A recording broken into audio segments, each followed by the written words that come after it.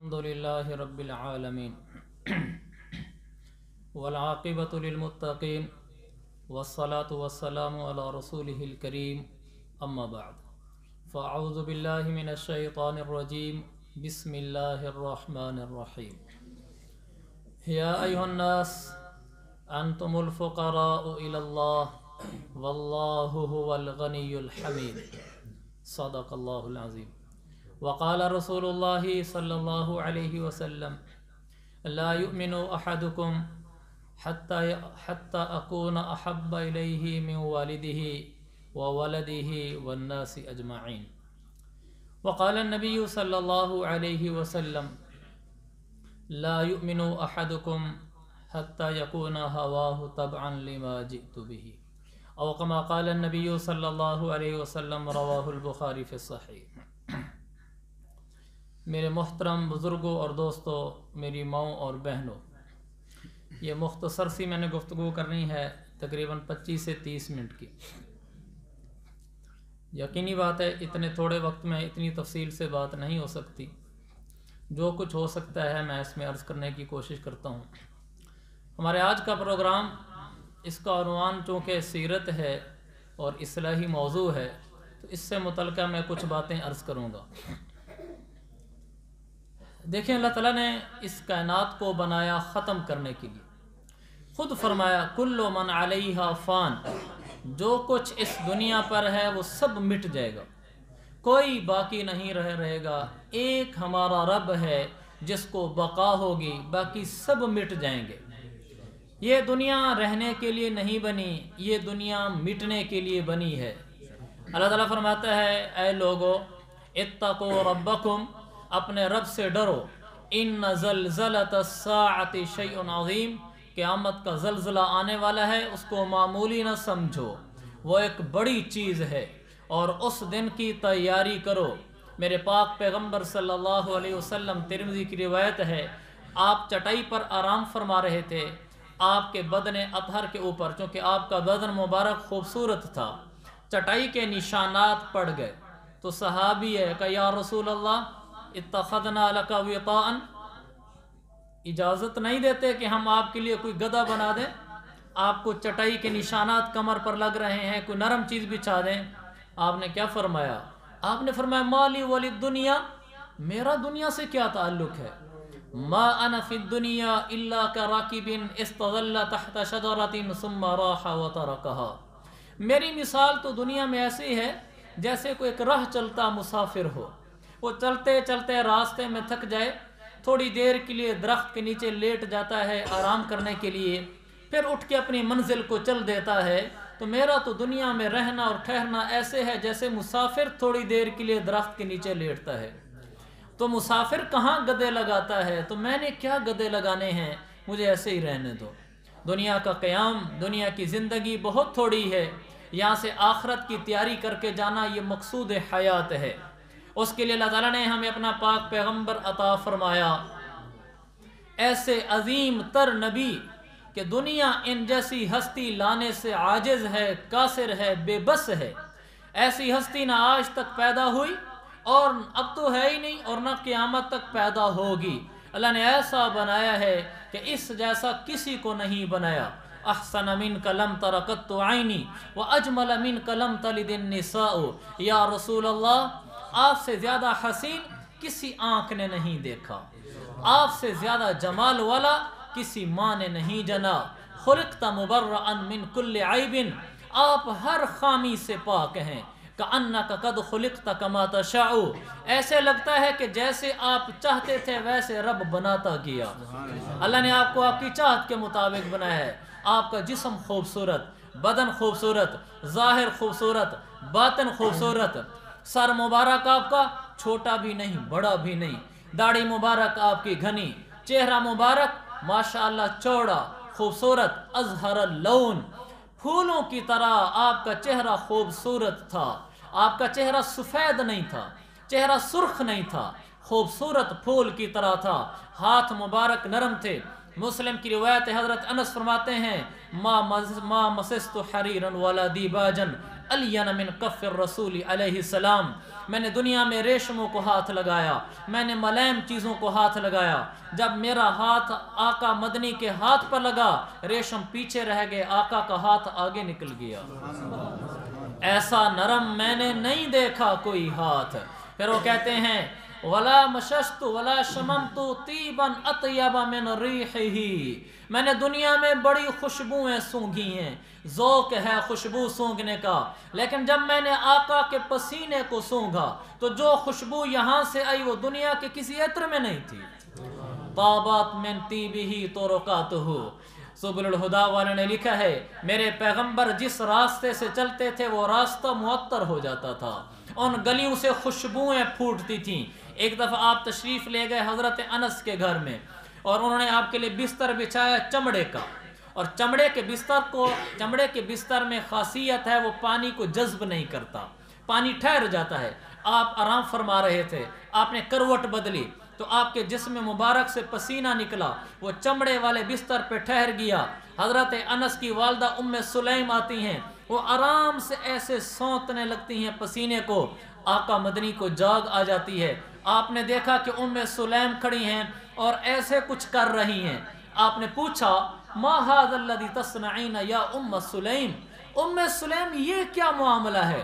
कहा या रसूल अल्लाह सल्लल्लाहु तआला व अला अस्हाबिही वसल्लम, का मुझे खुशबुओं का बड़ा शौक़ है और मैं खुशबुएं रखती हूँ अपने पास, मेरे घर में खुशबुएं होती हैं। आप कभी कभी हमारे घर तशरीफ़ लाते हैं तो मैं काम करती हूँ। क्या? कहा या रसूल अल्लाह आपके पसीने को इकट्ठा करती हूँ, एक बोतल में डालती हूँ, फिर मेरे पास जो इत्र की शीशियाँ होती हैं आपके पसीने का एक कतरा उठाकर उस इत्र की शीशी में डाल देती हूँ। जितनी खुशबू उस पसीने वाली इत्र में होती है इतनी खुशबू किसी इत्र में नहीं होती। मेरे पैगंबर का, ये मुस्लिम की रिवायत है, मेरे पैगंबर के पसीने में ये खुशबू है, तो आपका बाकी आमाल में आपके बदन का कौन बयान कर सकता है? ऐसी लाजवाब बेकमाल बेमिसाल बाकमाल हस्ती अल्लाह ने पैदा फरमाई है। अल्लाह ने हमें फरमाया है मेरा नबी है, इसके पीछे चलते चले जाओ, जन्नत में पहुंचते चले जाओ, और अगर रास्ता हटा लिया इनसे तो फिर तुम जन्नत में नहीं पहुंच सकते।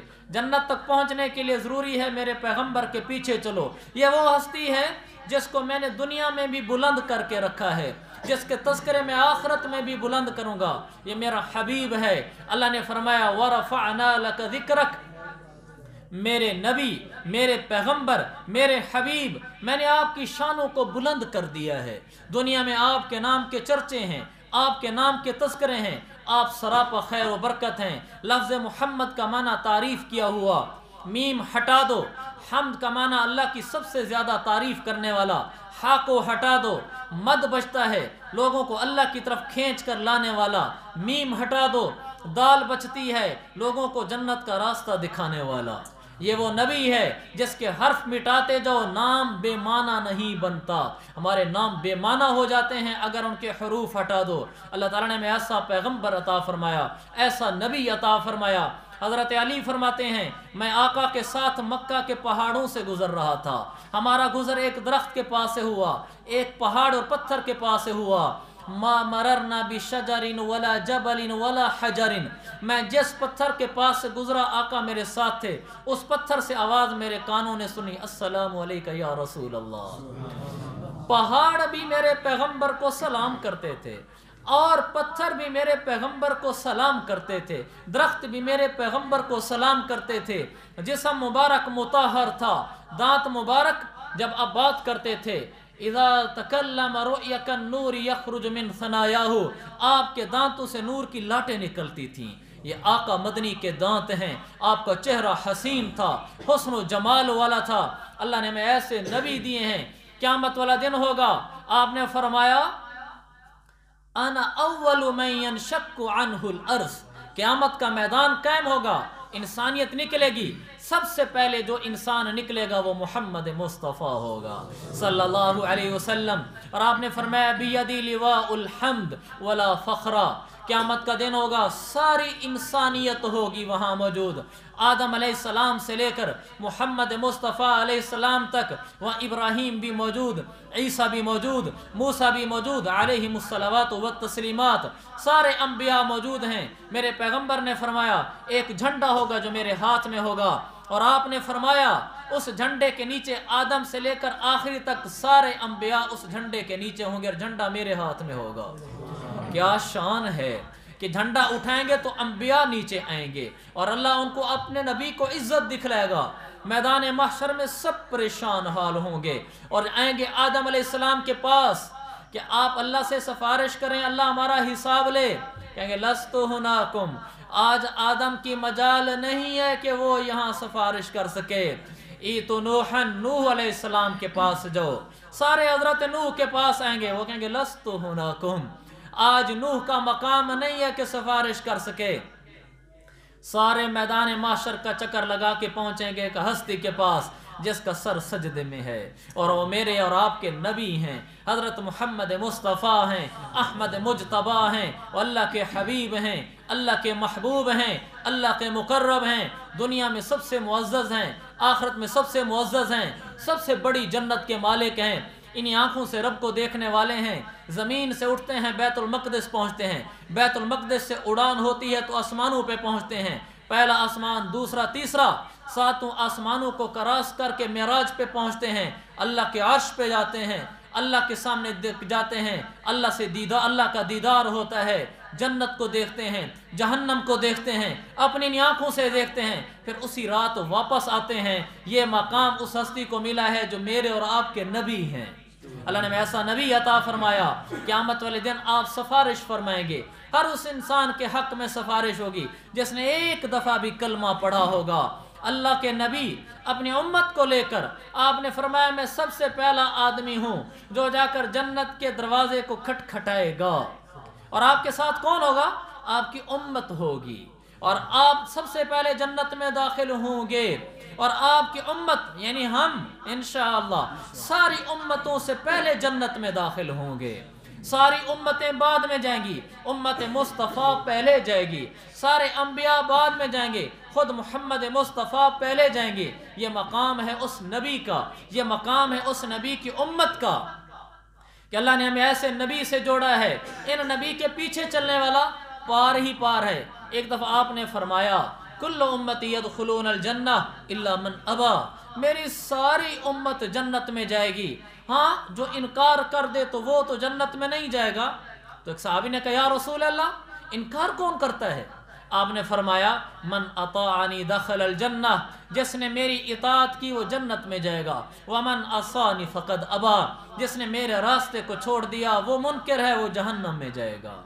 میرے بھائیوں، ہم نے اللہ کے نبی کے راستے کو اپنانا ہے، آپ کے پیچھے چلنا ہے، آپ جیسی زندگی اپنانی ہے۔ ہمارا اٹھنا بیٹھنا کھانا پینا سیرت صورت معاشرت معاملات سیاست زندگی کا ہر شعبہ ہمارا اللہ کے نبی صلی اللہ علیہ وسلم کی زندگی کے مطابق ہوگا، تو پھر قیامت والے دن جب اٹھیں گے حوض کوثر پہ ہم جائیں گے، اللہ کے نبی اپنے ہاتھوں سے حوض کوثر سے پانی پلائیں گے، اور جس کو حوض کوثر کا پانی نصیب ہو گیا، آپ نے فرمایا من شرب منہ لم یظمأ بعدہ ابدا، جس نے ایک دفعہ حوض کوثر پر آ کر میرے ہاتھوں سے پانی پی لیا پھر اس کو کبھی پیاس نہیں لگے گی، وہ سیدھا جنت میں جائے گا، اور جنت میں بھی پیاس نہیں لگے گی۔ آپ حیران ہوں گے جنت میں کیسے پیاس نہیں لگے گی؟ جنت میں پانی پیئیں گے پیاس نہیں ہوگی، کھانا کھائیں گے بھوک نہیں ہوگی، بھوک تو تکلیف ہے، پیاس تو تکلیف ہے، لذت کے لیے پیئیں گے، لذت کے لیے کھائیں گے، عیش و عشرت کا جہان ہے، نبی کے پیچھے چلنے والا آخرت کا بادشاہ ہے۔ جب جنت میں جائے گا یہ جنتی جس نے دنیا میں اللہ کے نبی کے راستے کو اپنایا، ان کی سیرت و صورت کو اپنایا، ان کی معاشرت و معاملات کو اپنایا، ان کی چال چلا، ان جیسی عبادتیں کی، ان جیسی نمازیں پڑھیں، ان جیسے روزے رکھے، جب یہ جنت میں جائے گا تو اللہ کہے گا آ گیا ہے میرے دین پہ چلتا ہوا، مشقتیں سہتا ہوا، تکلیفوں میں چلتا ہوا، آج میرے پاس آیا ہے، سن میرا بندہ کیا؟ اللہ تعالیٰ کہے گا اِنَّ لَكُمْ أَن تَحْيَوْا فَلَا تَمُوتُوا أَبَدًا، ہمیشہ کی زندگی مبارک ہو، کبھی موت نہ آئے گی۔ پھر اللہ تعالیٰ فرمائے گا اِنَّ لَكُمْ أَن تَشِبُّوا فَلَا تَحْرَمُوا أَبَدًا، ہمیشہ کی جوانی مبارک ہو، کبھی بڑھاپا نہ آئے گا۔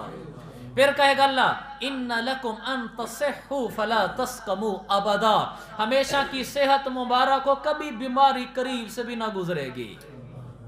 اس لیے کہ دنیا میں جو سہنے تھے دکھ سہ لیے، شریعت پہ چل کے آئے ہو تو اب کوئی دکھ نہیں ہے، سارے سکھ تمہارے یہاں بنا دوں گا۔ حدیث میں آتا ہے قیامت والے دن ایک انسان کو لایا جائے گا۔ یہ کیسا انسان ہوگا؟ دنیا میں سب سے زیادہ تکلیفیں سہنے والا، سب سے زیادہ پریشان حال، سب سے زیادہ دکھوں کا مارا ہوا، سب سے زیادہ غم زدہ انسان، سب سے زیادہ مسائل میں گھرا ہوا، میں اس کا کتنا احاطہ کروں؟ ایسا انسان قیامت والے دن لایا جائے گا۔ لیکن یہ وہ انسان تھا جو زندگی بھر نبی کی چال چلتا رہا، نبی کی راہ پہ چلتا رہا، نبی کے دین پہ چلتا رہا، شریعت کو سینے سے لگائے رکھا۔ جب یہ قیامت والے دن آئے گا تو اللہ تعالیٰ کہے گا فرشتوں کو میرا نیک بندہ آ گیا ہے، اس کو لے جاؤ اور صرف جنت کا ایک چکر لگوا کے باہر نکال لو۔ تو فرشتے لے جائیں گے، جنت کا چکر لگوائیں گے۔ اللہ تعالیٰ پھر پوچھے گا میرا بندہ حال رأیت شدتاً قط، دنیا میں کبھی کوئی دکھ دیکھا تھا؟ کہے گا اللہ مجھے تیری ذات کی قسم دنیا میں دکھ میرے پاس سے بھی نہیں گزرا تھا۔ جنت کا ایک چکر لگا کر، ایک دفعہ گھوم کر دنیا کے سارے دکھ بھول جائے گا۔ یہ زندگی ہوئی کہ تھوڑے سے دکھ برداشت کیے، جنت کی راحتیں پائیں۔ یہ تو کوئی زندگی نہ ہوئی کہ دنیا میں اپنے خواہشیں پوری کی، کبھی نماز چھوڑی، کبھی گرمیوں کا روزہ چھوڑا، کبھی معاملہ غلط کیا، کبھی ماں سے لڑ پڑا، کبھی بہن بھائی کے گھر آنا جانا بند کر دیا، کبھی سود کا معاملہ کیا، کبھی آنکھوں سے غلط دیکھا، کبھی کسی کے ساتھ دھوکہ کیا، کبھی رشتہ داروں کے ساتھ تعلقات ختم کیے، تھوڑے دن کے اپنے جذبات پورے کیے اور عیش کی زندگی گزار لی کہ صبح نماز کے لیے نہیں اٹھا، گرمیوں میں بھوکا نہیں رہا، کھاتا پیتا رہا، روزے نہیں رکھے، چند دن کی لذت والی زندگی گزار کے جب پہنچے گا آخرت میں اللہ کے پاس، تو ایسا انسان آخرت میں ایک اللہ کے پاس پہنچے گا جس نے دنیا میں سب سے زیادہ راحت دیکھی ہوگی۔ یہ تو کچھ بھی نہیں ہے۔ اللہ تعالیٰ کہے گا فرشتوں کو لے جاؤ جہنم میں، ایک غوطہ لگواؤ اس کو، تو ایک غوطہ لگوا کے باہر نکالیں گے۔ اللہ کہے گا اس بندے سے حل مر بک نعیم قط، میرا بندہ بتا دنیا میں کوئی عیش دیکھی تھی؟ کہ اللہ مجھے تیری ذات کی قسم دنیا میں نے کوئی راحت دیکھی بھی نہیں تھی۔ دنیا کی ساری راحتیں جہنم کا ایک جھٹکا بھلا دیں گی، ایک جہنم کا ہوتا دنیا کے سب عیش و عشرت کو بھلا دے گا۔ یہ بھی کوئی زندگی ہے؟ چند روز کی راحت دیکھ لی، جہنم رسید ہو گئے۔ اور کیسی جہنم ہے؟ ایسے بڑے بڑے سانپ ہیں، 30 دن کی مسافت چلو، 1 مہینے کی تو سانپ کی لمبائی ختم ہوتی ہے۔ بھلا کون اس کو برداشت کر سکتا ہے؟ کوئی نہیں برداشت کر سکتا۔ میرے عزیزو، مرنے کے بعد ایک جہان ہے، مرنے کے بعد ایک زندگی ہے، وہ زندگی ہم سب نے فیس کرنی ہے، اس سے کوئی بچ نہیں سکتا۔ اللہ قیامت والے دن کہے گا این المفر، آج بھاگنا چاہتا ہے تو کہاں بھاگ سکتا ہے؟ کوئی بھاگنے کی جگہ نہیں ہے۔ آج اسی کو پناہ مل رہی ہے جو آقا مدنی کا غلام بن کر آیا تھا، میرے نبی کا عاشق بن کر آیا تھا، میرے نبی کی چال چل کر آیا تھا۔ اللہ نے ہمیں ایسا نبی دیا ہے۔ آپ جس وقت دنیا میں پیدا ہو رہے ہیں، عثمان بن ابی العاص کی والدہ کہتی ہیں میں اس کمرے میں موجود تھی جس کمرے میں آقا مدنی کی ولادت ہوئی ہے، کہ جب آپ پیدا ہوئے ما من شیء الا نور فی البیت، آپ کی جس کمرے میں ولادت ہوئی پورا کمرہ روشنی سے بھر گیا تھا۔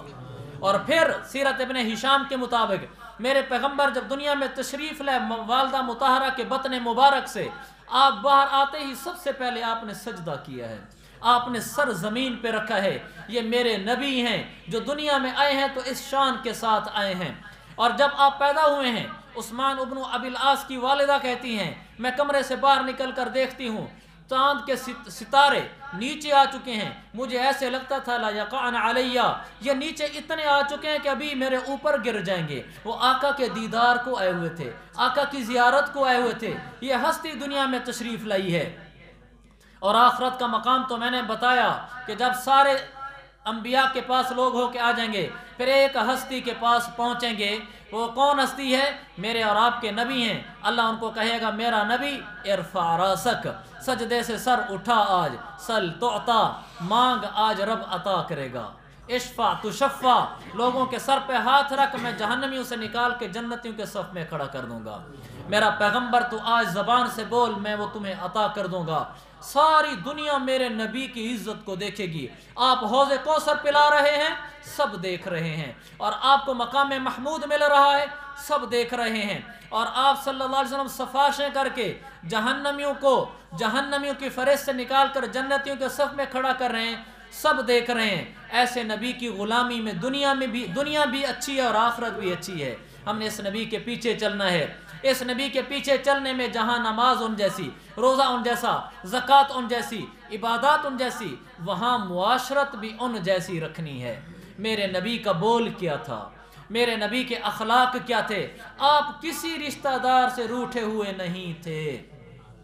اور آپ نے بتایا وصل الارحام تدخل الجنت بسلام. میرے امتیو، تم دنیا سے اس حال میں قبر میں آ جانا کہ تم کسی رشتہ دار سے روٹھے ہوئے نہیں ہو، تم کسی سے ناراض نہیں ہو، تمہارا کسی کے گھر آنا جانا بند نہیں ہے، سب کے ساتھ تمہارا بول چال ہے، آنا جانا ہے. جب آخرت میں میرے پاس آؤ گے تدخل الجنت بسلام، میں تمہیں سیدھا جنت میں پہنچا دوں گا.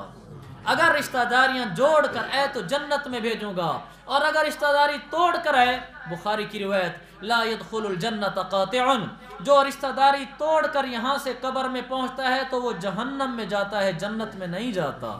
تو میرے عزیزو، میرے نبی کی زندگی کا ایک بڑا پہلو ہے کہ ہم کسی رشتہ دار سے روٹھے ہوئے نہ ہوں، ہماری کسی سے ان بن نہ ہو، بلا ہمارا رشتہ دار ہمارے ساتھ ظالم ہو. آپ نے پوچھا صلی اللہ علیہ وسلم نے صحابہ سے، سب سے اونچا صدقہ کیا ہے؟ صحابہ خاموش. آپ نے فرمایا تیرا سب سے اونچا صدقہ وہ ہے علی ذی الرحم الکاشح، تیرا وہ رشتہ دار جو تیرا دشمن ہی نہیں، شدید دشمن ہے، اور تو اس کی غربت کو دیکھ کر اس پہ مال خرچ کرتا ہے، یہ نہیں دیکھتا کہ اس نے میرے ساتھ زیادتیاں کی ہیں. یہ کائنات کا افضل ترین صدقہ ہے. صحابی ہے کہ یا رسول اللہ ایسا عمل بتا دو جنت میں لے جائے، جہنم سے بچا لے. آپ نے فرمائے اعمال، اس میں آپ نے فرمایا والفیع علی ذی الرحم ظالم، اپنے اس رشتہ دار کے ساتھ اچھے سلوک سے چلتے رہنا جو تیرا رشتہ دار تیرے ساتھ زیادتیاں کرتا ہے. اس کے گھر آنے جانے بند نہ کرنا، اس سے تعلق جوڑے رکھنا. جب آخرت میں آئے گا تیرا یہ عمل تجھے جنت میں لے جائے گا، جہنم سے دور کر دے گا. تو میرے عزیزو، ہمارے نبی کی یہ بھی ایک زندگی کا پہلو ہے کہ ہم رشتہ داروں سے جڑ کے رہیں، اور دوسرا ہم کسی کے ساتھ زیادتی نہ کریں. ہمارے ساتھ کوئی زیادتی کرتا ہے ہم معاف کر دیں، ہم سے معافی مانگنے آتا ہے اول وہلے میں معاف کر دیں. جو آدمی کسی مسلمان کو معاف کر دیتا ہے، حالانکہ غصہ نکالنا چاہے نکال سکتا ہے، بدلہ لینا چاہے لے سکتا ہے، اس سے دور رہنا چاہے رہ سکتا ہے، لیکن معاف کر دیتا ہے. من عفا عند القدرہ عفا اللہ عنہ یوم العسرہ. جو آدمی اختیار رکھنے کے باوجود، غصہ نکالنے کی طاقت رکھنے کے باوجود اگلے کو معاف کر دیتا ہے، بیوی پر غصہ نکال سکتا ہے، ملازم پر نکال سکتا ہے، اپنے رشتہ داروں پر نکال سکتا ہے، لیکن کوئی بات نہیں، معاف کر دیا ہے، ناراضگی رنجش ختم ہے. میرے پیغمبر نے فرمایا قیامت کے دن آئے گا اللہ اس کو معاف کر دے گا. اس نے دنیا میں معاف کیا تھا، اللہ اس کو آخرت میں معاف فرما دے گا. تو میرے عزیز بزرگوں، ہم نے کسی سے روٹھنا نہیں، لوگوں کو معاف کرنا ہے.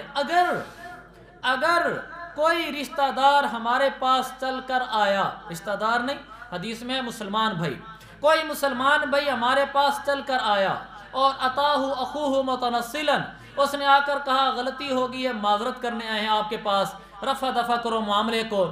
میرے پیغمبر نے فرمایا اگر اس آدمی نے اس سے صلح نہ کی، اس کا مسلمان بھائی چل کر آیا اور کہنے آیا کہ بس معذرت کرتا ہوں، صلح کر لیتے ہیں، اور اس نے آگے سے صلح نہیں کی، تانے شانے دے کے روانہ کر دیا، میرے پیغمبر نے فرمایا غور سے سننا، فرمایا لم یرد علی الحوض، قیامت والے دن میرے پاس حوض کوثر پہ نہیں آئے گا، اس کو وہاں آنے کی اجازت نہیں ملے گی. جیسے اس کا مسلمان بھائی میرا امتی اس کے پاس چل کر آیا تھا اور اس نے اس کو خالی دھتکار دیا تھا، اپنے پاس نہیں قبول کیا تھا، جب یہ قیامت والے دن میرے پاس حوض کوثر پہ آئے گا تو میں بھی قبول نہیں کروں گا، میں بھی اس کو یہاں سے پیچھے کر دوں گا۔ میرے بھائیوں، جو ہمارے پاس چل کر آئے ہم اس کے عذر کو قبول کریں، سب کے ساتھ صلح رکھیں، کسی رشتہ دار کے ساتھ، کسی مسلمان بھائی کے ساتھ میرا جھگڑا نہ ہو، میری انبن نہ ہو۔ آپ کو جنت کی ضمانت دیتا ہوں میں قرآن و حدیث کی روشنی میں۔ اللہ کے نبی نے فرمایا جو آدمی میرے لیے دو چیزوں کی ضمانت دے دے میں اس کو جنت کی ضمانت دیتا ہوں۔ ایک آپ نے فرمایا شرمگاہ کی، دوسرا آپ نے فرمایا دو جبڑوں کے درمیان والی چیز یعنی زبان کی۔ زبان ہم کسی کو تانا نہ دیں۔ گھروں میں شادیاں ہو کر آتی ہیں، سسر ساس چھریاں لے کر بیٹھے ہوتے ہیں بہو کے لیے، ہر وقت تانا، ہر وقت تانا، نندیں بھابھی کو دے رہی ہوتی ہیں، شوہر بیوی کو تانے دے رہا ہوتا ہے۔